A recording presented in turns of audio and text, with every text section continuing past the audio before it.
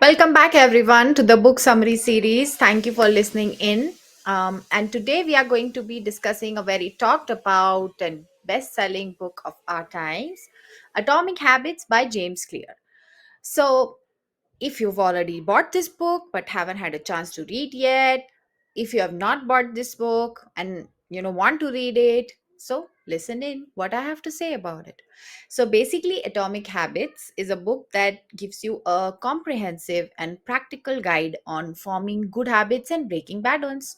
Oh, but our parents also taught us that, isn't it? Then what is he going to tell us that is different from that?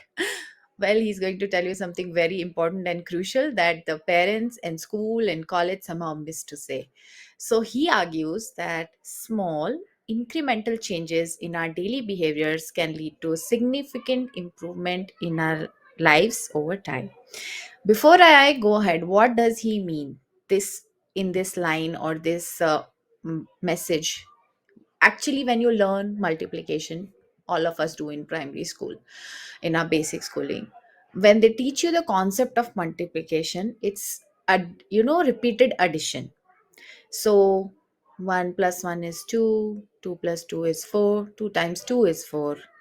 Okay, so kind of like that. So every small number, and if you are from the technical studies who has done some advanced mathematics at one level or the another, you have studied integration.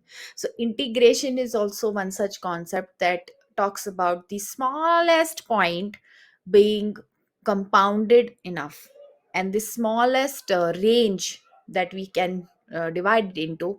We talk about the function behaving in that particular range from point A to B in the limit. So not getting technical, sorry if you felt that. What I'm trying to emphasize it that the author has tried to put down a very simple fact on very clear terms, is that your smallest effort, your smallest tiniest intention to change in your life can actually impact you in a very compounded effect, and he has given a lot of examples. How does it do that? So before I go on talking about the book in my own perspective, let me tell you what the book tells you. It's divided into four parts, and the author argues that these small changes that we use daily increment and lead to bigger impacts in our life for improving them.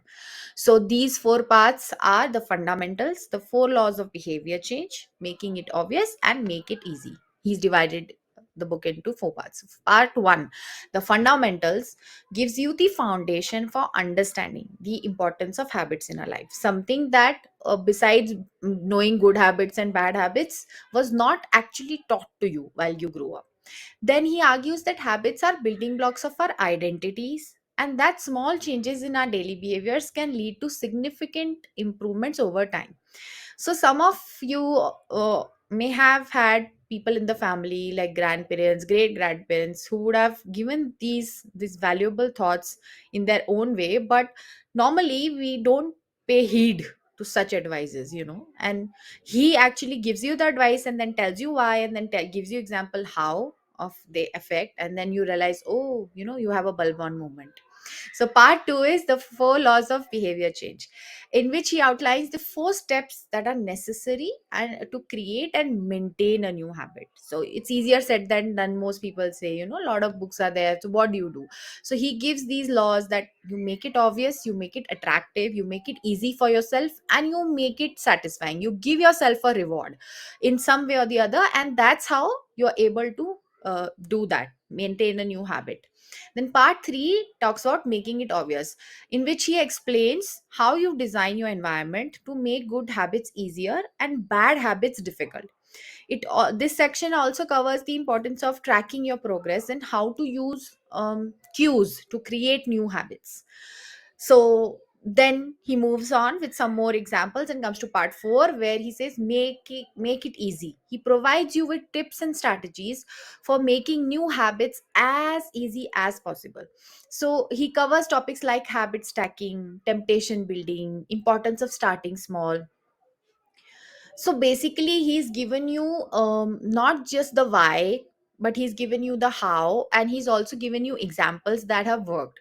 So he makes it a lot easier for you once you read his book to actually follow the pattern and go about making small habits induction in your life that you always wanted to.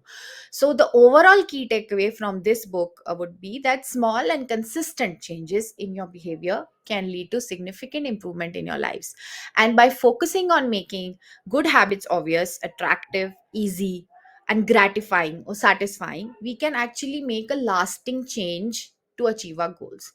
So I know of a few people who actually went around and read this book twice to sink in all the information that they want to. But today I have tried in a different way to make the work easier for you, and I've given you the whole gist as much as I could.